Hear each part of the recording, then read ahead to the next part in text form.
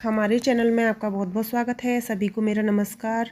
आज हम सुनेंगे 16 सोमवार व्रत कथा। पौराणिक मान्यताओं में बताया गया है कि 16 सोमवार का व्रत रखने का आरंभ सबसे पहले मां पार्वती ने स्वयं किया था और उनकी कड़ी तपस्या और व्रत के शुभ प्रभाव की वजह से उन्हें भगवान शिव पति के रूप में प्राप्त हुए। तो आज हम आपको सुनाएंगे 16 सोमवार की व्रत कथा। तो आइए वीडियो शुरू करते हैं। एक बार शिवजी और माता पार्वती मृतलोक में घूम रहे थे। घूमते घूमते वह वृंदावन देश के अमरावती नामक नगर में आए।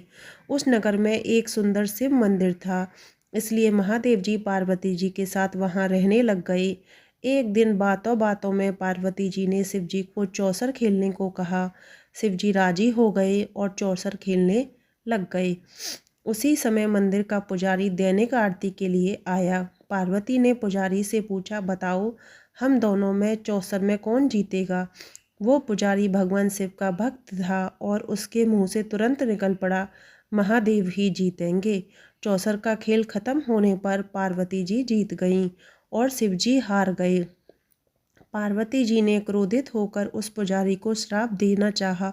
तभी शिव जी ने उन्हें रोक दिया और कहा कि ये तो भाग्य का खेल है, उसकी कोई गलती नहीं है। फिर भी माता पार्वती ने उसे कोढ़ी होने का श्राप दे दिया और उसे कोढ़ हो गया। काफ़ी समय तक वह कोढ़ से पीड़ित रहा। एक दिन एक अप्सरा उस मंदिर में शिव जी की आराधना के लिए आई और उसने उस पुजारी के कोढ़ को देखा। अप्सरा ने उस पुजारी को कोढ़ का कारण पूछा तो उसने सारी घटना उसे सुना दी। अप्सरा ने उस पुजारी को कहा, तो मैं इस कोढ़ से मुक्ति पाने के लिए 16 सोमवार व्रत करना चाहिए। उस पुजारी ने व्रत करने की विधि पूछी। अप्सरा ने बताया, सोमवार के दिन नहा धोकर साफ कपड़े पहन लेना और आधा किलो आटे से पंजीरी बना देना। उस पंजीरी के 3 भाग करना। प्रदोष काल में भगवान शिव की आराधना करना। इस पंजीरी के 1/3 हिस्से को आरती में आने वाले लोगों को प्रसाद के रूप में देना। इस तरह 16 सोमवार तक यह विधि अपनाना। 17वें सोमवार को 1/4 गेहूं के आटे से चूरमा बना देना और शिवजी को अर्पित कर लोगों में बांट देना। इससे तुम्हारा कोढ़ दूर हो जाएगा। इस तरह 16 सोमवार व्रत करने से उसका कोढ़ दूर हो गया और वह खुशी खुशी रहने लगा। एक दिन शिवजी और पार्वती जी दोबारा उस मंदिर में लौटे और उस पुजारी को एकदम स्वस्थ देखा। पार्वती जी ने उस पुजारी से स्वस्थ लाभ होने का राज पूछा। उस पुजारी ने कहा उसने 16 सोमवार व्रत किए जिससे उसका कोढ़ दूर हो गया। पार्वती जी ने इस व्रत के बारे में सुनकर बहुत प्रसन्न हुई। उन्होंने भी यह व्रत किया और इससे उनका पुत्र वापस घर लौट आया और आज्ञाकारी बन गया। कार्तिकेय ने अपनी माता से उनके मानसिक परिवर्तन का कारण पूछा जिससे वो वापस घर लौट आए। पार्वती जी ने उन्हें इन सब के पीछे 16 सोमवार व्रत के बारे में बताया। कार्तिकेय यह सुनकर बहुत खुश हो गए। कार्तिकेय ने अपने दूर गए ब्राह्मण मित्र से मिलने के लिए उस व्रत को किया और 16 सोमवार होने पर उनका मित्र उनसे मिलने विदेश से वापस लौट आया। उनके मित्र ने इस राज का कारण पूछा तो कार्तिकेय ने 16 सोमवार के व्रत की महिमा बताई। यह सुनकर उस ब्राह्मण मित्र ने भी विवाह के लिए 16 सोमवार व्रत रखने के लिए विचार किया। एक दिन राजा अपनी पुत्री के विवाह की तैयारी कर रहा था। कई राजकुमार राजा की पुत्री से विवाह करने के लिए आए।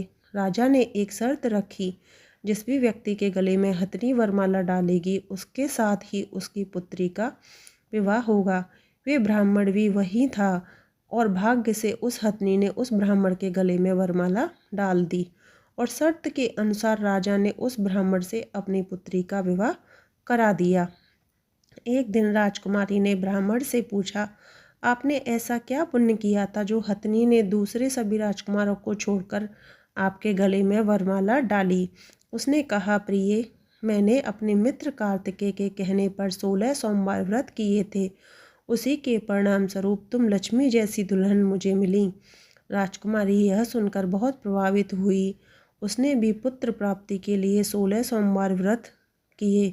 फलस्वरूप उसके एक सुंदर पुत्र का जन्म हुआ और जब पुत्र बड़ा हुआ तो पुत्र ने पूछा, माँ आपने ऐसा क्या किया, आपको मेरे जैसा पुत्र मिला। उसने भी पुत्र को 16 सोमवार व्रत की महिमा बताई। यह सुनकर उसने भी राजपाट की इच्छा के लिए यह व्रत रखा। उसी समय एक राजा अपनी पुत्री के विवाह के लिए वर तलाश कर रहा था, तो लोगों ने उस बालक को विवाह के लिए उचित बताया। राजा को इसकी सूचना मिलते ही उसने अपनी पुत्री का विवाह उस बालक के साथ कर दिया। कुछ सालों बाद जब राजा की मृत्यु हुई तो वह राजा बन गया, क्योंकि उस राजा के कोई पुत्र नहीं था। राजपाट मिलने के बाद भी वो सोमवार व्रत करता रहा। एक दिन 17वें सोमवार व्रत पर उसकी पत्नी को भी पूजा के लिए शिव मंदिर आने को कहा, लेकिन उसने खुद आने के बजाय दासी को भेज दिया। ब्राह्मण पुत्र के पूजा खत्म होने के बाद आकाशवाणी हुई, तुम अपनी पत्नी को अपने महल से दूर रखो, वरना तुम्हारा विनाश हो जाएगा। ब्राह्मण पुत्र यह सुनकर बहुत आश्चर्यचकित हुआ। महल वापस लौटने पर उसने अपने दरबारियों को भी यह बात बतलाई, तो दरबारियों ने कहा, जिसकी वजह से ही उसे राजपाट मिला है, वो उसी को महल से बाहर निकालेगा। लेकिन उस ब्राह्मण पुत्र ने उसे महल से बाहर निकाल दिया। वो राजकुमारी भूखी प्यासी एक अनजान नगर में आई। वहाँ पर एक बूढ़ी औरत धागा बेचने जा रही थी। जैसे ही उसने राजकुमारी को देखा तो उसने उसकी मदद करते हुए उसके साथ व्यापार में मदद करने को कहा। राजकुमारी ने भी एक टोकरी अपने सर पर रख ली। कुछ दूरी पर चलने के बाद एक तूफान आया और वो टोकरी उड़कर चली गई। अब वो बूढ़ी औरत रोने लग गई और उसने राजकुमारी को मनुष्य मानते हुए चले जाने को कहा। इसके बाद वह एक तेली के घर पहुंची। उसके वहां पहुंचते ही सारे तेल के घड़े फूट गए और तेल बहने लगा। उस तेली ने भी उसे मनुष्य मानकर उसे वहां से भगा दिया। उसके बाद वह एक सुंदर तालाब के पास पहुंची और जैसे ही पानी पीने लगी, उस पानी में कीड़े चलने लगे और सारा पानी धुंधला हो गया। अपने दुर्भाग्य को कोसते हुए उसने गंदा पानी पिया और पेड़ के नीचे सो गई। जैसे ही वो पेड़ के नीचे सोई, उस पेड़ की सारी पत्तियां झड़ गईं। अब वो जिस पेड़ के पास जाती, उसकी सारी पत्तियां गिर जाती। ऐसा देखकर वहाँ के लोग मंदिर के पुजारी के पास गए। उस पुजारी ने उस राजकुमारी का दर्द समझते हुए उससे कहा, बेटी, तुम मेरे परिवार के साथ रहो, मैं तुम्हें अपनी बेटी की तरह रखूँगा। तुम मेरे आश्रम में कोई तकलीफ नहीं होगी। इस तरह वो आश्रम में रहने लग गई। अब वो जो भी खाना बनाती, पानी लाती, उसमें कीड़े पड़ जाते। ऐसा देखकर वो पुजारी आश्चर्यचकित होकर उससे बोला, बेटी, तुम पर ये कैसा कोप है जो तुम्हारी ऐसी हालत है। उसने वही शुभ पूजा में ना जाने वाली बात कह सुनाई। उस पुजारी ने शिवजी की आराधना की और 16 सोमवार व्रत करने को कहा, जिससे उसे जरूर राहत मिलेगी। उसने 16 सोमवार व्रत किया और 17वें सोमवार पर ब्राह्मण पुत्र उसके बारे में सोचने लगा, वो कहाँ होगी, मुझे उसकी तलाश करनी चाहिए। इसलिए उसने अपना आदमी भेजकर अपनी पत्नी को ढूंढने को कहा। उसके आदमी ढूंढते ढूंढते उस पुजारी के घर पहुंच गए और उन्हें वहां राजकुमारी का पता चल गया। उन्होंने पुजारी से राजकुमारी को घर ले जाने को कहा, लेकिन पुजारी ने मना करते हुए कहा, अपने राजा को कहो कि खुद आकर उसे ले जाए।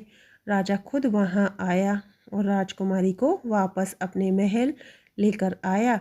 इस तरह जो भी 16 सोमवार का व्रत करता है, उसकी सभी मनोकामनाएं पूर्ण हो जाती हैं। तो यह थी 16 सोमवार की व्रत कथा।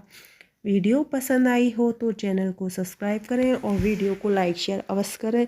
सारी व्रत कथाएं, पूजा पाठ की विधि हमारे चैनल पर आपको मिलती रहेगी, तो प्लीज़ सपोर्ट करें और चैनल को सब्सक्राइब करें। सभी को मेरा नमस्कार।